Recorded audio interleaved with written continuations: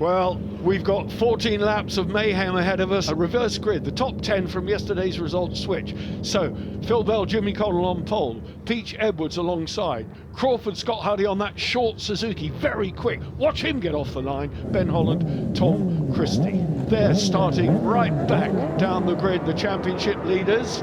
Watch the lights go out. Watch Lee Crawford, he rockets towards the middle, and sure enough, that very, very quick.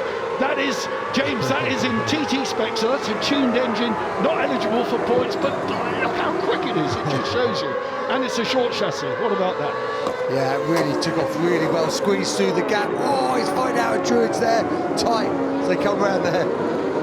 Phil Bell, Jimmy Connell then, the vast cornering superiority of the long outfits evident there as they regain the place at Druids. In they go then, into the first left-hander of Surtees. Round they go at Surtees, the reverse grid, so fighting through. Todd Ellis, number 6 on the Santander Superbike, had a cracking start. He is already up to 4th place behind Ben Holland and Tom Christie on the WPS Racing, formerly Massingburg Monday Kawasaki, that team in the sponsor in financial trouble. So let's hope they're back. Here's Todd Ellis having a look on the inside of Ben Holland. I mean, these outfits, James, they're wide, aren't they? How do you find a space?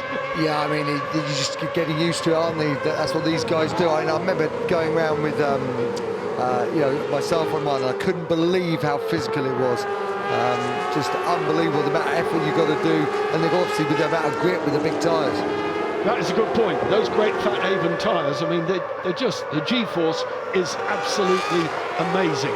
There's Tim Reeves, number 77. He'll have been coming from row 5 with a reverse grid. So Tim Reeves and Kevin Rousseau fighting through. They're the Cloud Vapors bike of Alan Founds. Blackstock, number 95, underneath Andy Peach. It's going to be a bit, they'll settle down, James, then we'll get a race on. Absolutely. Well, Reeves and Rousseau, they've got up to 8th now, so they're coming through. He's doing a good job, isn't he, Bell and Connell, off pole position? Yeah, holding his own. From a good Sidecar racing family, Phil Bell. The family very much established with TT experiences. Todd Ellis on the Santander Superbike needs to win this race. He's got to win this race to stand any chance of winning the championship, and he's right there behind Phil Bell and Jimmy Connell. Here he goes. You saw he got really good run out, didn't he? Up the inside he goes. You saw him building that move. These are standard tune. These are stock 600 engines, James, and that is a CBR 600 with a wet sump put together by Todd's stepfather.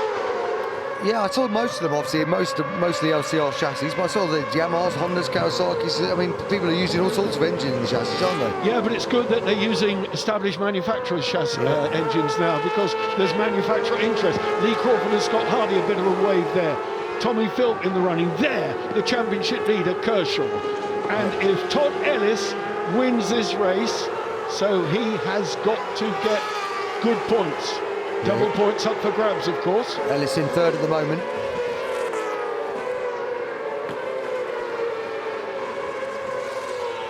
Oh, Ellis is actually in the lead now. 134.1, the first. Just, yeah, so. Yeah. Ellis Richardson up into 1st. Didn't see that. Fastest lap for them as well. Lap record here, 132.055, but of course these are cold conditions, and even with these big fat tyres, they're not going to get the corner speed that they would have liked. There's Kershaw with Andy Peach and Ken Edwards ahead of him now. So Kershaw and Ryan Charlwood, it's got to stay going. If they stay where they are, and Ellis stays where he is, which is out in front, it is good enough for him to win the championship. For Kershaw, that is. He is in a championship winning position at the moment. The only thing that can take that away from him is to have a mechanical failure and drop further back. Tim Reeves, Kevin Rousseau then, on the back of Phil Bell. You're quite right, James. Phil Bell's having a great ride from pole position here. Look at that, though. Ellis and Richardson, they really have. Looks like a couple of seconds now. They've got their heads down on this. It's got to be a fastest lap of the race for the leaders when they come across the line here. Reeves Rousseau ahead of Phil Bell. Now, Reeves also in the pound seats in terms of the international competition, because Stroyer, his nearest challenger, is in 7th place in the race. Must not lose sight of that, but really the focus on this, as it has been all season, is on the Molson Group British Sidecar Championship. Yeah, scorching lap, that 132.9 on that lap, the only man in the 32. So Ellis and Richardson really got in the groove now. They got a 2.8 second lead out front. Well, that's a Gary O'Brien prepared wet sump Honda CBR, standard CBR. Tim Reeves running obviously in standard tune, the Yamaha as well. He's going really well. Ricky Stevens and Johnny Allen behind him, former double champion Ricky Stevens, and he's having something of a renaissance this year, coming back really strongly. Here's Kershaw then on the Molson Group Quattro Santander Salt blue bike, same colours as Jack Nixon we saw in the earlier race. Yeah, so let's have a little look at his lap times. He was about 0.7 of a second quicker than Christian Christie in front of him on the last lap, Kershaw. So they're number 29, they're coming through and just closing on the gap. There's Phil Bell then on the inside of Ben Holland. Ben Holland and Tom Christie and Phil Bell duking it out here. So many sidecars. We had an absolutely full grid here, and it's spectacular colour. A great spectacle. Here's Kershaw on the back of Christie, who potentially have been in a championship winning position all the way through. Came here second in the series until yesterday's race. Yeah, it'll be interesting to see. Now he's on the back of them. He's taking a couple of laps just to close in on that gap, but he's there now. As we have a quick look at Reeves and Russo, number 77. Benny Stroyer behind Lewis Blackstock. Yeah, Reeves and Russo. Benny Stroyer closing now on the back of Reeves. So Benny Stroyer himself, a former world champion, can he do anything about Tim Reeves? Because at the moment there's big money at stake in the international competition, £5,000 for victory. Now that is not a small, that'll buy a few beers, wouldn't it? That would be fine for us, wouldn't it? For a weekend. There's Benny Stroyer going through. Someone's, a couple of them there. That's number 3. That's John Holden. John Holden and Jake Lowther crashed out yesterday, spun off here. That's Pavarinta. That's the 4 times world champion, Pekka Pavarinta, and Emmanuel Clément, his French lady passenger. So Pavarinta out of it, Holden out of it, but rejoining. And he's saying to Pekka, you have a problem. It looked like there was some smoke underneath. I think something's blown, surely? Yeah, I mean, it was obviously, he had to take avoiding action, did Holden, so didn't, and that is, it looked like a problem there, just locked, didn't it? So maybe he did an engine little nip up or a little problem there, just something at the bottom of the hill when they shut off to get to the apex there at Graham Hill. Well, the WPS green outfit of Ricky Stevens and Johnny Allen coming under pressure now from Lewis Blackstock and Paddy Rosney. And there the battle at Steve Kershaw now behind Ben Holland and Tom Christie. Yeah, he's going to have a move, isn't he? He's just been dicing, coming through the pack quite quick. He might even have a little look at clearways. He's having up the inside. Is he going to make it stick? Yes, he does. Lovely, clean move there. And they take another spot, moving to 6th position there. Well, now their hearts, you're a racer. How would you be, James? Half race distance, you're in the championship lead. What do you do? Well, I don't think he has to do too much. Just have a little look at his gap. You know, at the end of the day, he's doing the right job, isn't he, at the moment? He's got a 3.7 seconds to the men in front. So, you know, hopefully he can just give himself a bit of breathing space to make sure, you know, he's out of harm's way and just see how it goes. At the moment, he's doing everything that he needs to do. The question is, let's have a little look on that last lap. They took a chance. Looking at the screen. That's Ricky Stevens and Johnny Allen, and upended it. So Ricky Stevens is still under the upturned outfit. In sidecar terms, that's called roofing it. We are half race distance. What will this mean?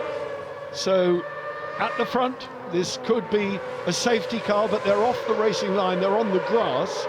It's a question of what they will need to receive assistance. I can see from the commentary box he's out now and he's on his feet. So his passengers just being carried away, but he's out the sidecar.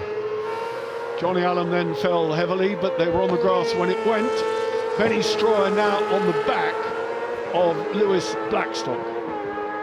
Well, let's have a look, see if we can get the replay, just see what happened. And there, John Holden and Benny Stroyer, I'm sorry. Just hearing them a little spin up there as well as they come out of clearways. You can just hear as the sidecars just spinning up these little 600 engines.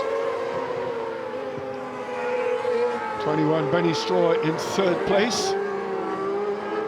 So first and second identical lap times on that last lap, 132.7s each. It's just there's a 4.5 second gap on the last lap. Reeves and Musso just taking a 10th off, but you know, I don't think he's going to be able to close that gap now with 6 laps to go. Holden a lap adrift, of course, because of that incident with Pekka Pavarinta. So he's sharing track space with Benny Stroyer, but he's not sharing race space. Stroyer then, if he can muscle his way past Tim Reeves, that might put a different complexion. Oh, that was a big up end. They were actually upside down before they got to the grass. Yeah, we might be able to see it better from this angle. Gotcha. Well, Ellis and Richardson, that's what 4.4 seconds looks like. Then we got Reeves and Rousseau, and then behind them Stroyer and De Haas. Yeah, a lap down John Holden, and Lewis Blackstock ahead of the Christies. And Phil Bell still doing an absolutely brilliant job from pole position in 6th place. So there he is, on the back of Ben Holland. And Phil Bell, I think, every intention of trying to claim another place here again and get back further up the leaderboard. But Ben Holland and Tom Christie, they will be fully aware now their teammates are upside down, because they will have seen them trackside. So Reeves and Rousseau a bit quicker on that lap. They took 0.4 of a second out your leaders, so that is gone from 4.4 to 4 seconds. So Reeves and Rousseau, it was the first time Ellis and Richardson had dropped into the 33s in the last 5 or 6 laps of that lap. The outfit going through your shot the last time, Tommy Philp and Tom Bryant, there they are at the head of this bunch, ahead of the Christies. So Tommy Philp and Tom Bryant ahead of Sam and Adam Christie. They will have moved up from a lowly grid position because they had a coming together with John Holden in the race yesterday and started way down the order. Rob Biggs and Jerome Schmitz, his Dutch passenger, number 5, in the hunt really on the Christies, and coming over Andy Peach and Ken Edwards. I tell you what, I can't imagine being a passenger though. I can imagine being the rider, but these guys, so much trust, haven't they? They're absolutely loving it. And strangely enough, you know, when you are a passenger and you get it right, you don't need to hang on too much. It all flows. If the driver's right, you're going to take my word for it. Hey, I'm sure if it's right. I remember getting on board with Steve Webster, and he scared the living. Well, it was an intense ride, should we put it that way? He's a wonderful man. And, brilliant. Multiple world champion, wasn't he? A feature coming up in Motorcycle News, probably next week. A 2-page feature on Steve Webster, would you believe? Yeah, we just having a little look at Brian Gray there, weren't we? Number 7. Final ride. There he is, final ride.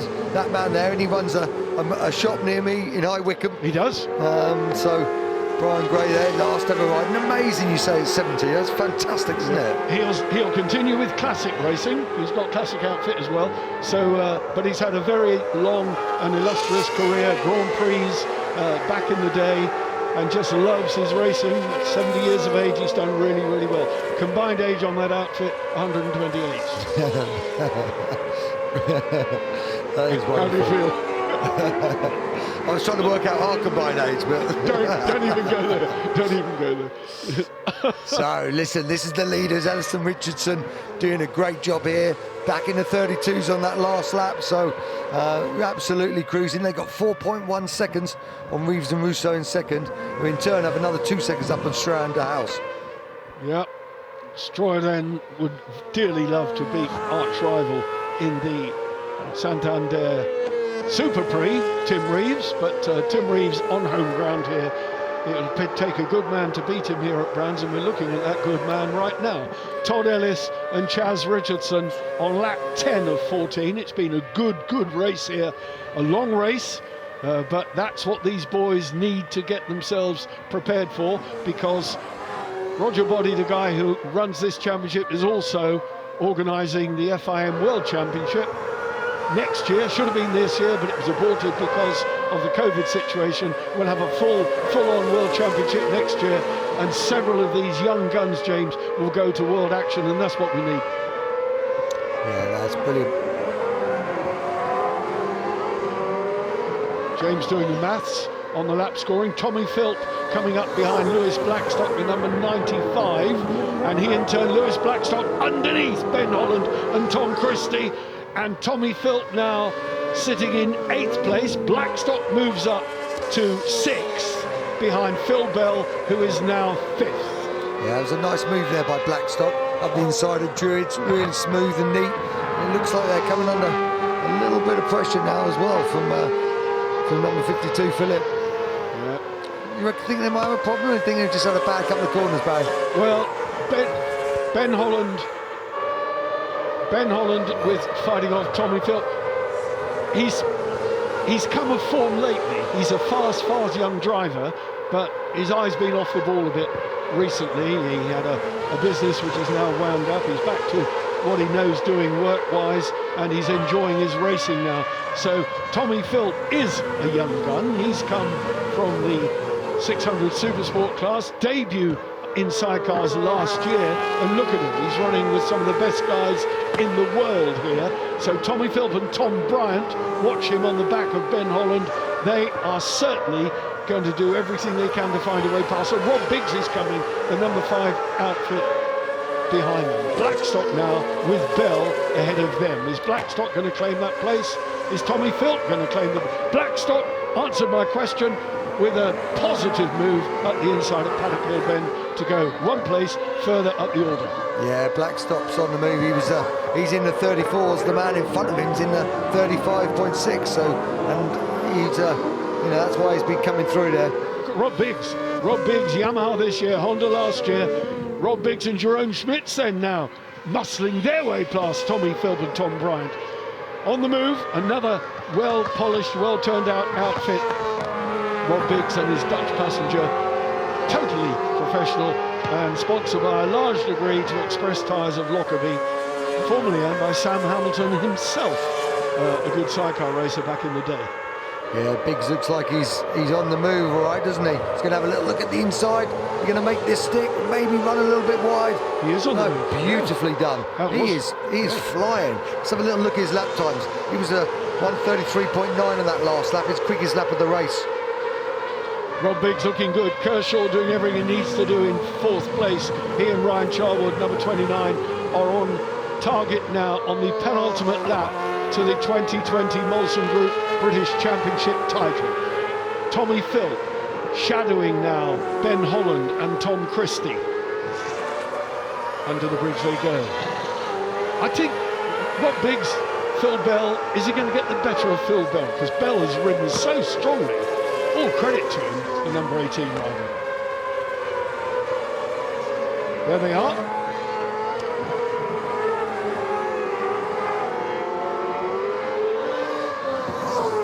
Oh, a big moment there at the bottom of paddock. You saw it just bottomed out and someone spun in the back. That's Andy Peach. That looks like Andy Peach and Ken Edwards. Oh, and he lost the passenger right at the last moment. He'd spun down paddock and was in a awkward spot.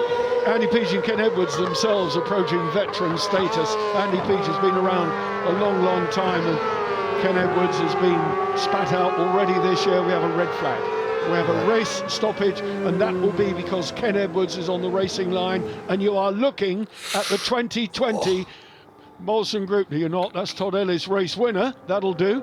Tim Reeves was closing, but we saw Kershaw briefly. Here we go. Drama then.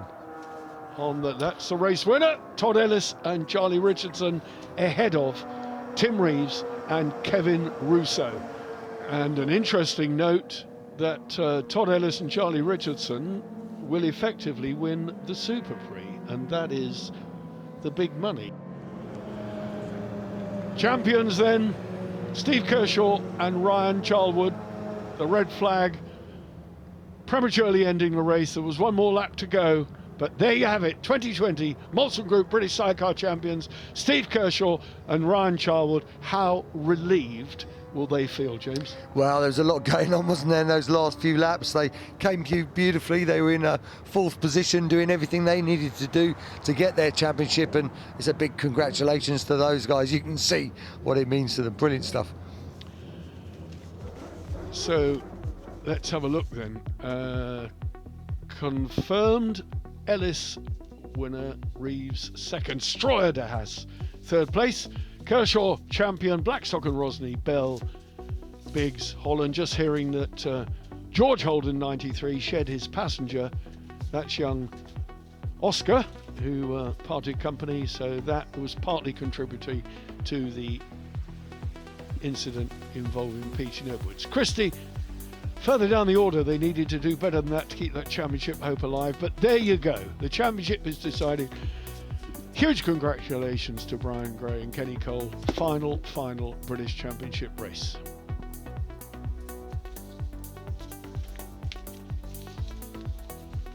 How big was Kershaw's margin? Well, 23 points. Ellis did everything he needed to do. He won the race, couldn't do any more, it was out of his hands. Chris is third. Rees Rousseau, with only 2 rides, have finished fourth. Amazing. Once again, huge thanks to James Hayden. Hopefully we'll do it again at some stage next season. You never know. You don't. Thank you very much.